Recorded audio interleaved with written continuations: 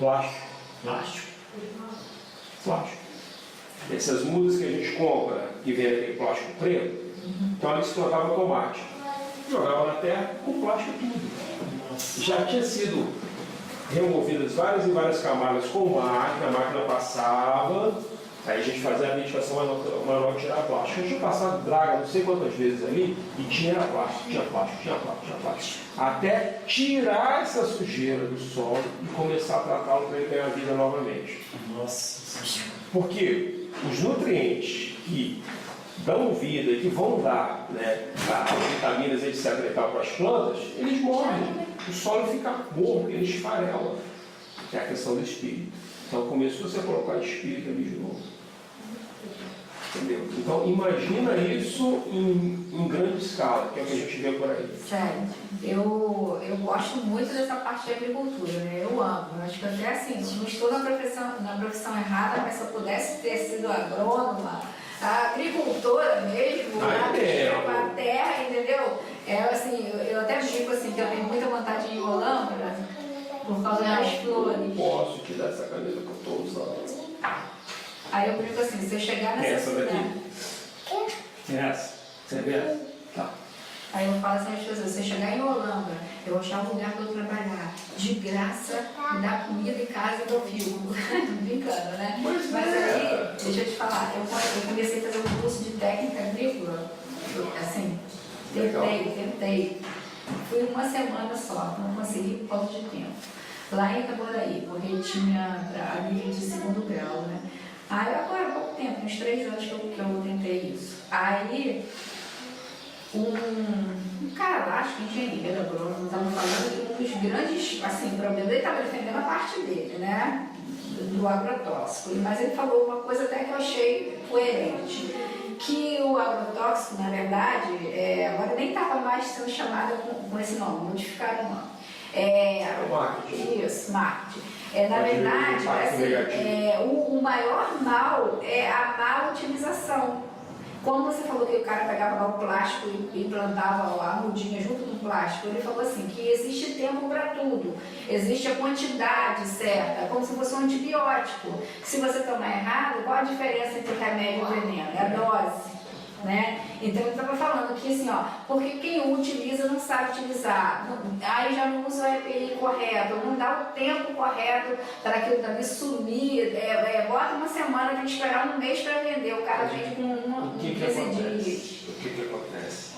A gente, existe, quando a gente fala sobre materialismo e egoísmo, nessa parte aqui da agricultura, isso é pesadíssimo. Isso é pesadíssimo. É produção, né? Você, quando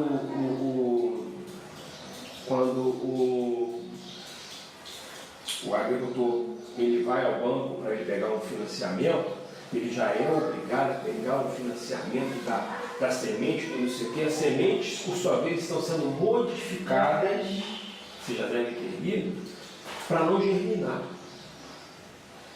Existe a semente, aliás, existe a semente que você planta, ela vai germinar, vai dar a planta, porém o que ela produziu, os grãos que ela produziu, se você plantar, não nasce. Que é algo mais egoísta que isso, quer dizer, vamos estar brincando de Deus. Deus deu, toma, se alimenta disso. Aí nós vamos modificar, o que nascer dessa planta aqui não vai se reproduzir. Como assim? Porque ele vai ter que ir lá comprar. Porque aí você é obrigado a voltar e... Isso é uma verdade que muitos escondem. Então, isso é muito sério. Isso é muito sério. Então, não tem tempo, como você falou, não tem tempo, entendeu? Não se respeita o tempo. Determinada planta leva X tempo para crescer. Não, a gente precisa produzir logo. O que acontece? Lá atrás, naquele período pós-guerra, entendeu? Vários países destruídos, então você precisava produzir alimento rapidamente para dar o que comer para uma população que não tinha trabalho, que não tinha como plantar, tudo devastado. Naquele momento, foi uma lógica, foi útil. Só que isso se propagou em escala mundial e se tornou a verdade. Só que isso não fala sobre existe verdade, existe pseudo-verdade. Então está na hora do homem voltar à sua origem. E o mesmo acontece com os animais também, né? De produção, né? Larga escala. Também. É pior ainda. Pior ainda. É pior ainda. Então, quer dizer, a falta de sensibilidade, o animal que nunca viu a luz do dia. Ele nasce com a missão de morrer, para que alguém possa comer. Como assim? Entendeu? Então, a alimentação não é adequada, aí você vai tendo, entendeu? Aqui a natureza respondendo. Aí você vai ter vaca louca, você vai ter, sei lá, quantos animais loucos e que nem se divulga. Ah, nunca mais ouvi falar da vaca louca. Será? Porque deu para comer o alimento, o próprio resto dele, o alimento deu para o animal, ele próprio como alimento. E na natureza, ele foi criado para isso. Então, quer dizer, entra nessa questão aqui de egoísmo do ser humano, visando só a parte material. Então, se não entender que existe a parte espiritual, isso vai ser normal. Lucro, material. Aí ela fala aqui, né, nesse ensinamento do Beto, os ensinamentos sobre a agricultura natural não foram deixados apenas para os produtores. Portanto, gostaria que os consumidores também se interessassem e ingerissem o máximo que pudessem alimentos produzidos por esse método agrícola. Se tiverem algum espaço vazio no quintal ou jardim de casa, não importando o tamanho, gostaria que utilizassem na prática do nosso método agrícola, pois assim teriam a todo instante produtos frescos e puros. Por ocasião do culto mensal, aqui, né, parece, ela está falando para quem tem altar do lar, por ocasião do culto mensal, ofereceriam produtos impregnados de amor, mesmo que em pequena quantidade. Quem mora em apartamento e não tem nenhum espaço vazio, poderá mesmo assim cultivar cheiro verde ou pequenas plantas em vasos. No verão, poderá colher até mesmo berinjela ou pimentão. Só depende da nossa vontade.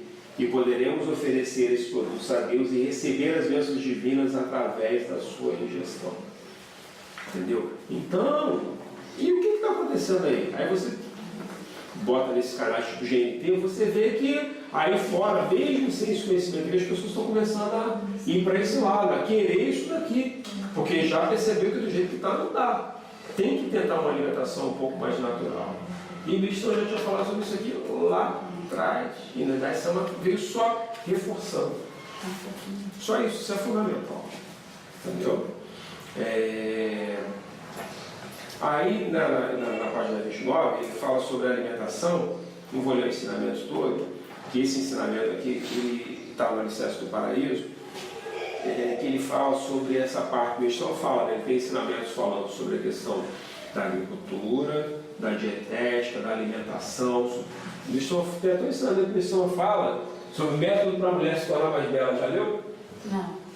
Acho que tá, falei. Tem. Eu não sei se está no Alicerce, porque tem um livro que não é mais publicado, que se chama A Outra Face da Doença, que ele fala sobre isso. E na outra face da doença... Mas ele vai voltar a se publicar. Que legal. Que agora eles estão... Nos ensinamentos, esse anterior, antes de agora mudar para a capa azul, a outra face da doença, ela veio para dentro do Alicerce. Mas porque eu li não veio todo, não vieram todos os ensinamentos. Então esse é um que eu não me lembro se tem. Entendeu? Aqui ele fala sobre, eu já tive uma aula muito legal, inclusive com uma nutricionista, falando sobre isso aqui em detalhes, é bem legal, sobre a questão do alimento acabado e do alimento inacabado. Alimento acabado é um alimento industrializado. Então, se a gente se alimentar somente desse tipo de fonte, o nosso organismo vai ficar preguiçoso. Essa é a verdade.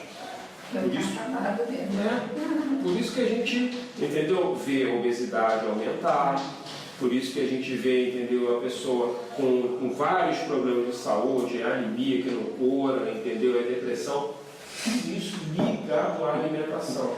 Porque a gente não está proporcionando para o nosso organismo o alimento inacabado, que é aquele em que o organismo precisa trabalhar, começa através da digestão, da retirada dos nutrientes, para o meu corpo se manter vivo. E ele fala aqui, ó, bem no meio aqui, ó, Não havendo atividade, os operários vão ser dispensados e as máquinas acabam enferrujando. Ele faz uma comparação do nosso corpo com uma fábrica, né?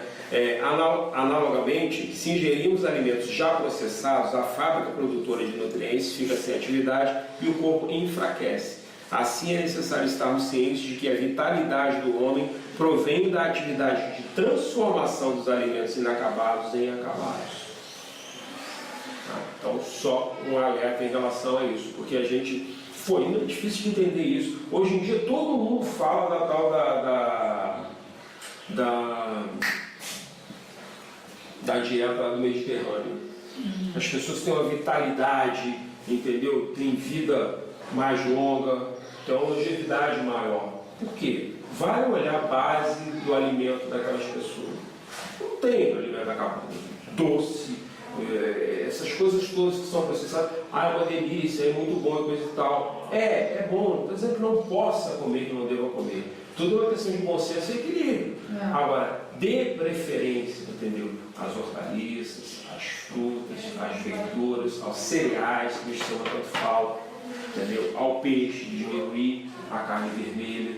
Se você for ver qualquer lugar onde a base da alimentação é essa daqui, as pessoas têm uma qualidade de vida infinitamente melhor. Infinitamente. Eu vi uma reportagem, acho que eu não lembro qual era o lugar, sei que era a região assim, oriental, que eles até contam com a mão, né? Fazem questão não. Se for visita, pode comer com talher, mas ali, né, na região, tudo com a mão. Então, o doce é servido antes da refeição principal. Aí eles estão me explicando por quê. Porque você come o doce, e o doce já dá uma saciedade muito grande, né? Mas uma quantidade pequena. Porque depois você não vai comer tanto também, porque você vai comer para se manter, você não vai comer para ficar pesado. Então é tudo regrado, assim, tudo certinho. E tem um ensinamento que ele fala, e quem está consumindo uma quantidade maior de produtos naturais, tipos de produtos da Cone, ou mesmo outros, mas que tem uma origem mais natural, ou pelo menos orgânica, relata o seguinte, que o nível de saciedade aumenta. Por que aumenta? Isso não explica. Porque aquele alimento está impregnado de energia vital.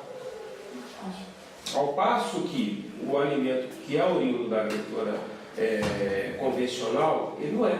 Ele não tem essa energia vital. Então você tem a necessidade de comer mais para ficar satisfeito. Podem reparar, você começa a comer menos naturalmente, por causa da energia vital que está concentrada no alimento. Até mesmo porque ele é mais bem tratado, digamos assim. Igual você falou, o sentimento, o carinho. Porque tem muitos que vêm tão longe, transporte daqui, transporte dali, e vejo uma coisa tão. Uma carga. Tem uma carga. Tem esse lado. Tem esse lado, entendeu? E só fazendo um parênteses para fechar essa questão aqui, que é outra coisa que rende um sem número de aulas, porque é um assunto muito profundo, muito longo em relação à alimentação. Não sei quem já fez a vivência da horta caseira, mas a gente é orientado em certas vivências, tem uma orientação que é bem profunda, que faz a gente pensar sobre o quanto que a gente sujou a terra, não só através dos agrotóxicos, do uso dos fertilizantes, não só isso, mas através do sentimento também. Que ao longo da história da humanidade, porque o que acontece? Antes de qualquer coisa, a gente sempre quis viver. Hoje, a gente necessita do celular, do conforto, etc. Mas lá atrás eu só precisava de comida para viver, ok? O quanto que não se fez por conta da posse da terra? Porque o alimento era tirado, sempre tirado de onde? Da terra. Então, para tomar posse de uma terra, quanto que não se derramou de sangue sobre aquela terra? Até hoje. O quanto não se roubou da terra do outro? Você estava falando e me veio uma pergunta. Ele vai para onde? Para a terra. Quantas pessoas não foram mortas e lançadas onde? Na terra? Então a gente maculou o nosso solo com a nossa história de vida. Agora é a hora da gente resgatar isso. Começando pelo processo de alimentação natural, que cultiva, respeitando a terra, respeitando o tempo da terra, respeitando, né, o espírito da terra, tirando as impurezas dali. Tem gente fazendo a vivência, ninguém consegue entender porquê, mas mexendo na terra consegue tirar lá do fundo coisas que estavam enraizadas, porque lá atrás a gente deixou impregnada na terra. Isso é muito forte. Se eu quiser fazer uma horta hoje na minha casa, eu estava pensando nisso quando você estava falando, aonde eu vou buscar uma terra aqui, no nosso tem. local? Aonde eu vou buscar uma terra que não esteja impregnada dessas coisas? Eu não conheço. Assim, de o importante é você procurar uma terra Ah. que não tenha, né, que você saiba, pelo menos, que não foi utilizado agrotóxico. Em geral, a terra onde não teve plantação não tem agrotóxico. Provavelmente não tem agrotóxico. Agora, se está impregnado de outro sentimento, aí é muito barro, mas aí encaminha. Encaminha. Aí você recomeça. O importante é você saber, mas até nas casas mesmo, nesses. Como é que chama? No horto vem Horto. esse saco de Olha, eu quero uma terra sem adubo. Eles te fornecem. Muito ruim. Você arruma ali, ok? E você começa a plantar, A começa a gente não mexer. pode colocar nada, só o tipo assim, o esterco do animal, se você pegar lá. Não, nada. Essa é a mesma coisa da limpeza Está do no dinheiro. ensinamento também, o senhor fala também. Essa é a mesma coisa da limpeza do dinheiro. Exato. As impurezas que estão no esterco, elas passam para o alimento através Então da tem que raiz. ser uma terra Não boa, precisa, não precisa. Vamos lá, vamos imaginar o seguinte, vamos ter uma viagem aqui, vamos ficar loucos e voltar no tempo. Teve um dia, um belo dia, que algum ser humano pensou, vou colocar esterco que vai fazer bem para a planta. Concorda? Aí eu te pergunto, até ali, como é que a humanidade produziu alimento? Verdade. Sem esterco. Verdade. Sem agrotóxico, sem esterco, sem nada. Porque o esterco já vem ali do animal que também já vai contaminado, né? Então existe isso. Tem questões explicadas na outra face da doença sobre como plantar. Sobre como plantar. Entendeu? É legal, não dá para falar tudo aqui, até porque eu não tenho realmente de cabeça, mas você vê que é o método que está sendo introduzido, que está sendo feito, que a Cone lá atrás, por exemplo, ela não introduziu a agricultura natural. Porque não tinha como. Porque existe todo o processo de adaptação da terra. Primeiro, porque nós não temos terras onde nós plantamos para fornecer. Você tem que buscar no mercado. Então a ideia é propagar esse conceito. Só que quando você sai da agricultura convencional para orgânica ou mesmo para natural, tem um período, porque o solo está desgastado. Você tem que preparar esse solo. E se for olhar só materialmente, o agricultor que faz essa mudança, ele tem vontade de morrer. E quando ele vai colher, sai pouca coisa, aquele alimento feio, triste. Exatamente. Depois que o solo vai se recuperando, que a coisa muda de figura. Então lá atrás qual foi a opção? Trabalhar com a agricultura orgânica. Na agricultura orgânica tem o esterco animal. Por isso que a orgânica não é a ideal, mas ela é o meio termo. É óbvio que é menos pior do que a agricultura que utiliza a parte química, seja fertilizante, seja anti-praga, que são os agrotóxicos. Isso sem dúvida nenhuma. Então, existe uma diferença muito grande entre a orgânica e a natural. Tem. Porque a natural você vai ver, vai utilizar, você faz a compostagem. Existe um processo de compostagem natural em que você utiliza folhas secas, entendeu? Eu já fiz isso. É bem legal. Folha Quando você de leia e faça. casca de legumes. Leia e coisa faça. assim. É bem legal. Aí vai revirando a terra, vai Isso. molhando. Eu fiz. É por aí, é bem legal, é outra coisa. Já criei minhoca. De parêntese também, para poder fechar esse assunto, que teve gente há um tempo atrás, oh, que maravilha, agricultura limpa, a hidropônica. Foge disso. É química pura. Não tem nem terra, só na água. Gente, se alface fosse para dar em água, Deus não tinha criado. Faça assim na água. Bota ela lá, a semente, seja lá o que for, a muda, bota na água por simplesmente e vê se ela vai, sem nada, para ver se ela vai para frente. Não vai. Então, tem que ser lógico. Então, quando ela vai para frente, fica viçosa, fica bonita. É a química. Volto a dizer, se a gente está numa situação de emergência, você precisa cultivar, você vai fazer, sei lá, por hipótese, numa estação lá na Antártida e os caras vão ficar lá 2 anos sem. Vão utilizar, preciso ter esse alimento aí, ok, é válido, mas não para alimentação em geral. Então tem que tomar muito cuidado. Tá? Por fim, a questão da arte. Tá? Verdade, ela fala sobre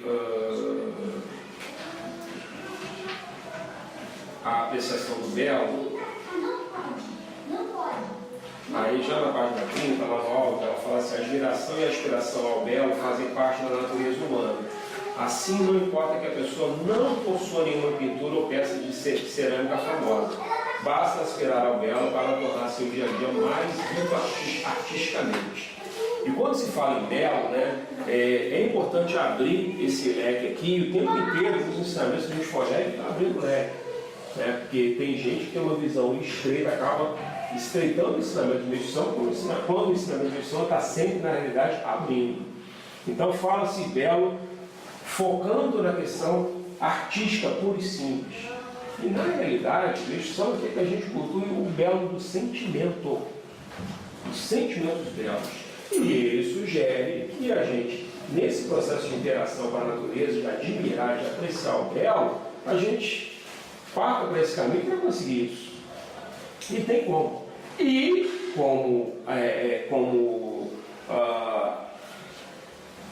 algo a mais, você também apreciar o belo produzido pelo homem, produzido através das artes de uma maneira geral, seja na literatura, a pintura, o teatro, a música. A arte mais simples que nós aqui em Santos, por exemplo, praticamos e admiramos é o ikebana, que é a arte da vivificação floral. Essa palavra foi aí? Vivificação floral. É simples, todo mundo pode fazer. Se não pratica o ikebana, por simplesmente ter flores, como ele fala. O Estão fala que em todos os lugares deveria ter flores, até numa sala de execução. E a importância da flor ao purificar o ambiente. Eu tive a oportunidade de conversar com pessoas que relataram algum tipo de sofrimento, etc. Então, por algum motivo, não tinha como eu entrar para o lado religioso. Eu falei, coloca a flor para purificar o ambiente. Tem uma flor. E a pessoa depois me diz, poxa, legal, estou sentindo mais leve, porque a flor tem esse poder. De tornar mais belo o local. E a gente então interagir com a natureza para despertar esse belo dentro da gente. Aí ela fala aqui, não há nenhum problema em ser um poeta que não escreve ou um pintor que não pinta, desde que seja uma pessoa que admira a beleza e a harmonia da grande natureza e sua magnífica música, certamente poderá ser um grande poeta, pintor ou músico. Ou seja, parte da natureza, vamos admirar a natureza, vivenciar a natureza, estar se sentindo parte da natureza. Chama atenção para isso o tempo inteiro, entendeu? Olhar a natureza para perceber o que Deus quer da gente. A resposta vem, entendeu? Por fim, já na outra página, para fechar na página 31, eu gostei muito dessa frase que ela fala assim: quando as pessoas se respeitarem, reconhecendo o que há de belo em cada uma e o sentimento de fraternidade nascer do exercício do estímulo e ajuda mútuos, finalmente o homem alcançará seu maior desejo, um caráter realmente sublime e belo. Não seria um país paradisíaco aquele que é formado a partir da reunião de pessoas com uma personalidade bela? Então, esse conceito de belo, esse conceito de belo. E traduzir isso para o nosso dia a dia também, né? A gente tem aprimoramentos falando sobre isso. Poxa, vou fazer, sei lá, um churrasco na minha casa. Preocupe-se com o belo. Como é que eu vou recepcionar as pessoas? É detalhezinho. É coisa de mulher. Não é. É se preocupar em proporcionar o belo às pessoas que eu vou receber. tenho certeza, faz toda a diferença. Eu conheci um senhor, eu tinha, deixa eu ver quanto tempo, minha filha tem 25, há uns 20 anos atrás, mais ou menos. Ele já tinha cerca de 80 anos. Aí ele chamava a gente para ir lá no chácara na minha casa, eu morava sozinha, né? Nós íamos na casa dele à tarde. Quando a gente chegava lá, a mesa estava posta, com louças, né? Porcelana, vasos assim com flores, né? Que ele tirava do jardim dele, que ele tinha muitas flores, e arrumava, né? Aí falava assim, gostou, Simone? Eu falei, gostei, adorei, tá lindo. Ó, para você e para a Bárbara, que era minha filha. Mas, olha, e aí tudo arrumadinho, a gente falava assim, mas não precisa desse trabalho. Não precisa, sim, vocês são meus convidados. Aí quando eu acabava, vou lavar para o senhor a louça. Não, vai deixar tudo aí. Eu vou lavar depois que você for embora. Eu não quero que você lave nada. É isso, oferecer o belo para o outro, entendeu? Até porque, vamos imaginar o contrário. Por mais que você tenha bom coração, não queira ficar observando etc e tal, imagina o contrário. A pessoa te convida, você chega lá, ela coloca lá um copo de geleia, assim, meio amarelado, esquisito, a mesa, entendeu, com plástico meio rasgado. Você vai notar, você pode não comentar, guardar só para você, mas você vai notar. Então, por que não fazer o contrário? Porque a gente observa, a gente tem um senso que julga, queira ou não queira, certo ou errado, a gente vai fazer isso. Então, se eu estou oferecendo a minha casa para alguém, eu tenho que oferecer o meu melhor. Dentro do meu nível, não é para ninguém fazer sacrifício, mas dentro do meu nível eu vou ofertar o meu melhor. É isso que eu posso dar aqui. Então, se preocupar com um detalhezinho, porque eu não sei o que isso pode proporcionar na vida da pessoa. Então, 20 anos depois, ela não esquece. Não. Quer dizer, porque ele teve a preocupação de oferecer o belo. Entendeu? E com isso a gente vai trabalhando o nosso próprio sentimento para conseguir cumprir a nossa missão de sermos úteis, né? Oferecendo o belo dos nossos sentimentos para as pessoas. Porque quem nos trouxe aqui foram os nossos antepassados movidos pela beleza desses sentimentos, pela beleza do objetivo de Deus de nos utilizar como consultores. Os presentes dele para minha filha, sabe o que eram? Eram livros. Minha filha, com 5 anos, ele dava livro. Ah, achei isso aqui lindo, ó, Bahia de Guanabara, ó, coisa antiga. Aí fazia aquela dedicatória linda, assim. Bárbara tem até hoje guardado. Não dava boneca, não dava roupa, não dava isso nada. Isso faz uma diferença na vida das pessoas. Faz toda a diferença. Tranquilo, gente? Muito legal. Então, muito obrigado por ter vindo. O que você falou lá é verdade. O objetivo, até porque a gente recebeu essa orientação lá do responsável de ensino, ele orientou, né? Aí quando ele orientou, eu falei, a gente já está fazendo. Falou, vamos fazer a pós-outorga, ver quem é que foi otorgado de um tempo para cá, etc. Façam a pós-outorga e na sequência vão para esse povo para fazer o nível 1. É que você falou de secundário, você falou de guardião, aí por isso que eu brinquei com ela, falei assim, é um convite para o nível 1, porque a gente aprofunda cada vez mais. O nível 1 é bem legal, porque até porque o nível 1, ele não é meramente expositivo como na pós-outorga aqui. Eu tenho material, muito ali no vídeo, entendeu? Que é super legal, você tem quase as coisas. Porque eu fiz o negócio ao contrário. Fiz o nível 1 e depois vou fazer pós-outorga. Entendeu? Mas é bem legal. E o objetivo é a gente fazer, agora o nível 1 para aprofundar, porque cada vez mais.